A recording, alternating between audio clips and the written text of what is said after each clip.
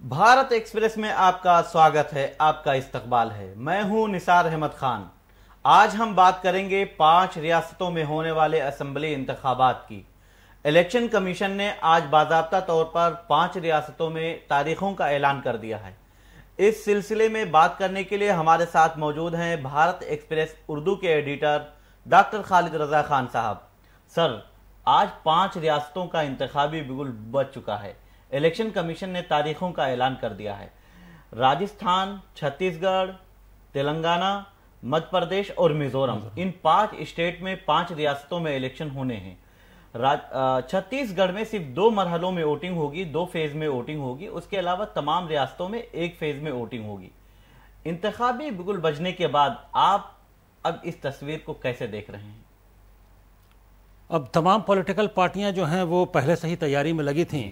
अब उनके लिए मैदान में पूरी तरह से उतरने का दिन आ गया है और वो पूरी तरह से अब वो तमाम अपने काम छोड़ के, तमाम जो उनके मशगले हैं उनको छोड़ के, वो सारे लोग, सारी पॉलिटिकल पार्टियां अब इन 5 जो रियासतें हैं, इन 5 रियासतों में पूरी तरह से इंतखाबी मुहिम में वो अब जुट जाएंगी। ये वो वक्त आ गया है।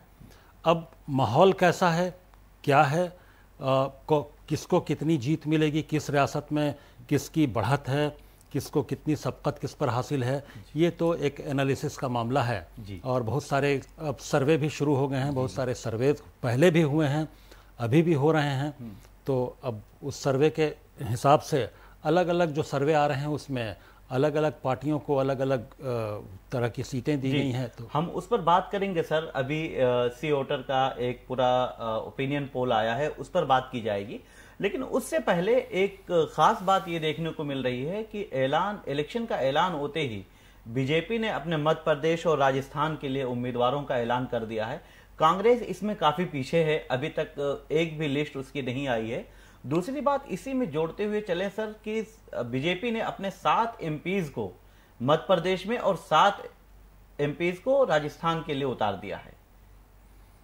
अब अभी फौरन की बात नहीं। बीजेपी तो अपने जो मध्य प्रदेश और राजस्थान में जो कैंडिडेट्स हैं कई कंस्टिट्यूंसी को काफ़ी पहले से उसका ऐलान कर दिया था उन्होंने। इस जो आज इंतखाबात की तारीखों का जो ऐलान हुआ है उससे बहुत पहले से बीजेपी ने ऐलान कर दिया था अपने कैंडिडेट्स का।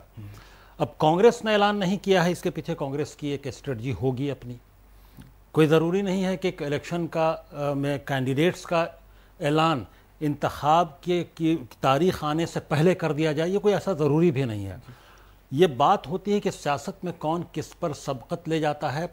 कई बार ऐसा होता है कि लोग कैंडिडेट्स देखते हैं कि उनकी जो मुखालिफ पार्टी है उसने किस तरह का कैंडिडेट दिया है, क्या दिया है, उसके मद्दे मुकाबिल हमारी पार्टी से कौन सा कैंडिडेट हो। इस तरह से लोग देखते हैं। ऐसा तमाम पार्टियां, इसका एक कैलकुलेशन है, तो वो कैलकुलेट करती हैं। तो हो सकता है कि कोई स्ट्रेटजी हो कांग्रेस की कि वो बीजेपी के उन कैंडिडेट्स को देखना चाहते हों। ये कांग्रेस का ये दावा है कि बीजेपी जो है मध्य प्रदेश में, राजस्थान में इलेक्शन लूज़ करने जा रही है, इसलिए वो अपने एमपीज़ को इलेक्शन में एमएलए के इलेक्शंस में उतार रही है। तो ये जो बीजेपी के अंदर जो इस तरह का माहौल कांग्रेस को नज़र आ रहा है, हो सकता है उसके हिसाब से कांग्रेस स्ट्रेटजी बनाकर अपने कैंडिडेट को उतारे।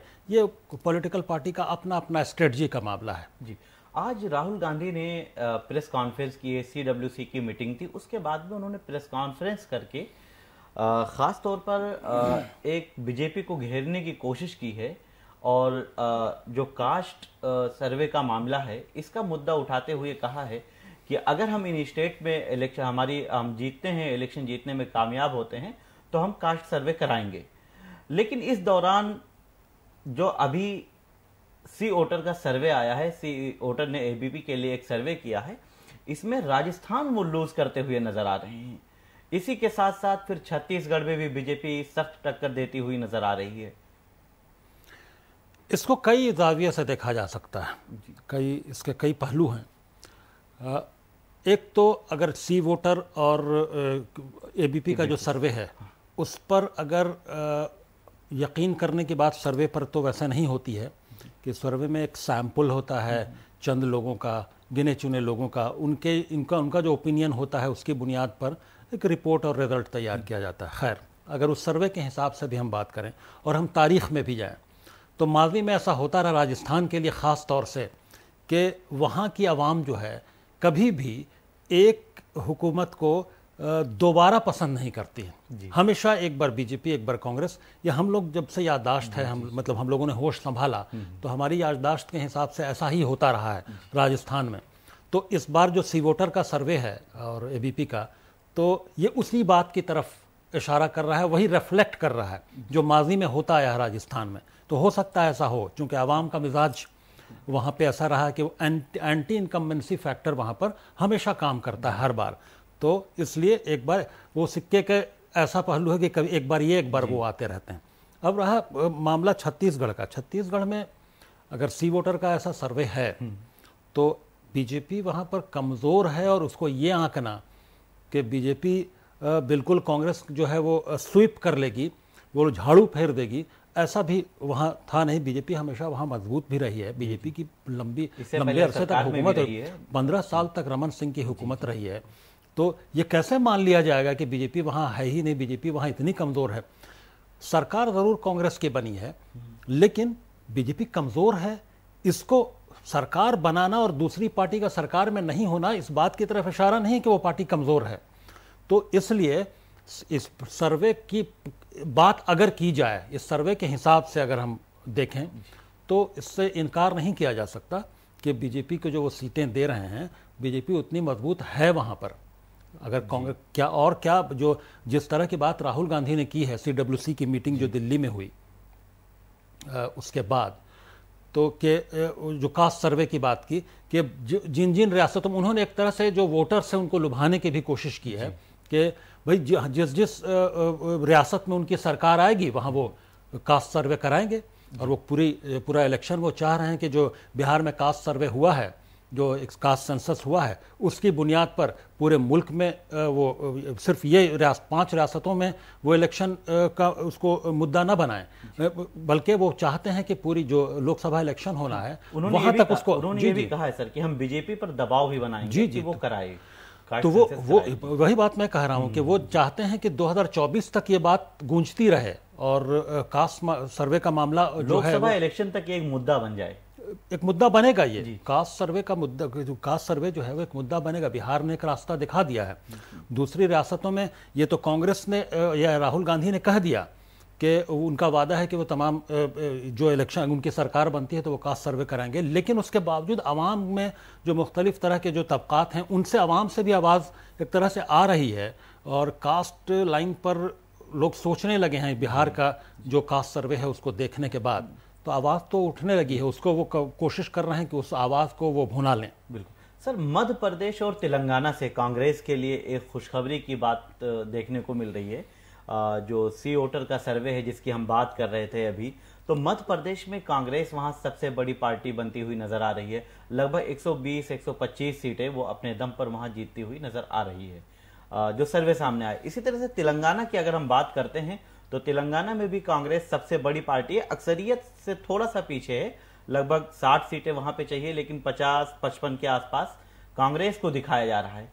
क्या कांग्रेस तेलंगाना में अचानक पिछले इलेक्शन में उसको लगभग 19 सीटें मिली थी, और बीजेपी के बारे में कहा जा रहा था कि बीजेपी इस बार अप करेगी और केसीआर को काफी टक्कर देगी, लेकिन केसीआर भी दूसरे नंबर पर चले गए हैं। बीजेपी की पोजीशन फिर वही रहने वाली है जो लगभग 5 से 10 सीटों का दिखाया जा रहा है। क्या कांग्रेस को कहां से इतनी ताकत मिलती हुई आपको नजर आ रही है? देखिए, कांग्रेस ने तेलंगाना में इन सालों के दरमियान काफ़ी अपनी प्रेजेंस बनाने की कोशिश की है, और एक एंटी इनकम्बेंसी फैक्टर वहाँ भी काम कर रहा है। केसीआर पर बहुत तरह के इल्ज़ामात लगे कि वो करप्शन के चार्जेज और भी कई तरह के चार्जेज उन पर रहे, जिसको कांग्रेस ने अच्छी तरह से आवाम में ले जाकर उसको पहुँचाया कि करप्ट सरकार है, ये जनता की सरकार नहीं है। ये भी जिस तरह से ये भी कि तेलंगाना के जो केसीआर हैं उनके जो बेटे बेटियां जिस तरह की पोजीशंस पर हैं उसको भी ले जाकर आवाम में बताने की कोशिश की। और भी तो इस तरह से ऐसा नहीं कि कांग्रेस कभी वहाँ तेलंगाना में बहुत कमज़ोर थी।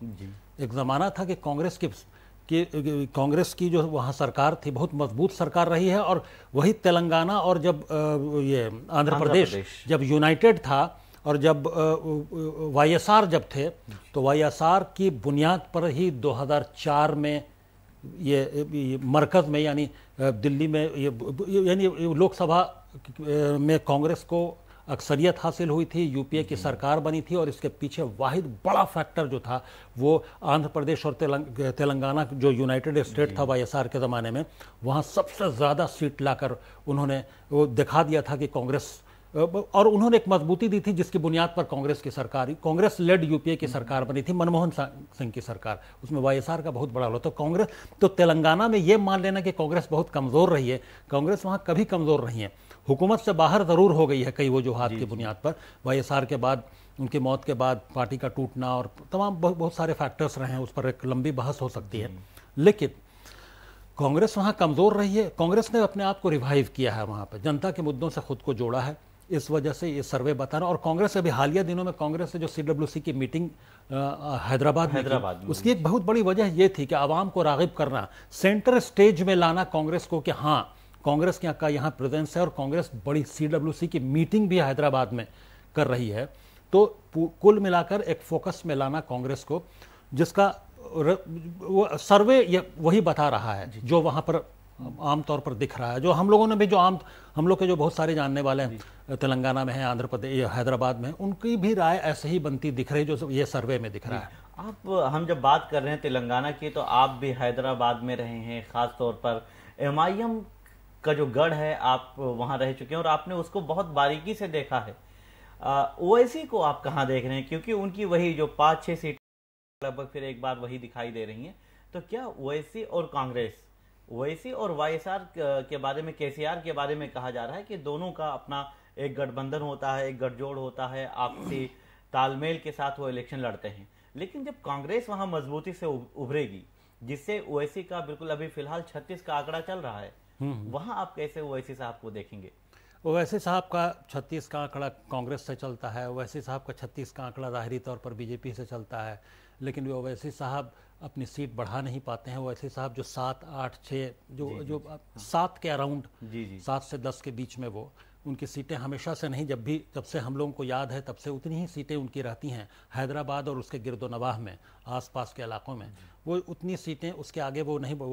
ये और बात है कि वो पूरे मुल्क में इलेक्शन, मुख्तलिफ रियासतों में इलेक्शन लड़ने की बात वो ज़रूर करते हैं, या जाके लड़ते भी हैं। बिहार में उन्होंने इलेक्शन लड़ा, बंगाल में भी कोशिश की, उत्तर प्रदेश में, और महाराष्ट्र में तो वो खैर लड़ते ही हैं, लेकिन वो अपनी जो अपने को वसत, अपने को फैला नहीं पा रहे हैं वो हैदराबाद से बाहर। तेलंगाना में कई दूर दराज के इलाकों में उनकी पार्टी नहीं जीतती है। तो ओवैसी साहब जहाँ थे, उनकी पार्टी जहाँ थी वहीं आज भी है, और यह और बात है कि मुल्क के दूसरी रियासतों में कुछ इक्का दुक्का सीटें उनके पास हैं, लेकिन हैदराबाद में और तेलंगाना में उतनी ही मौजूदगी है उनकी जितनी रही है पहले से। सर, मध्य प्रदेश की हम बात कर रहे थे, मध्य प्रदेश पर 1-2 सवाल और लेना चाहेंगे। मध्य प्रदेश की बात कर रहे थे, वहां पर कांग्रेस लगभग 230 सीटें हैं, उसमें से कांग्रेस 125-30 सीटों के आसपास इस सर्वे में नजर आ रही है, यानी वो लगभग अक्सरियत के करीब नजर आ रही है।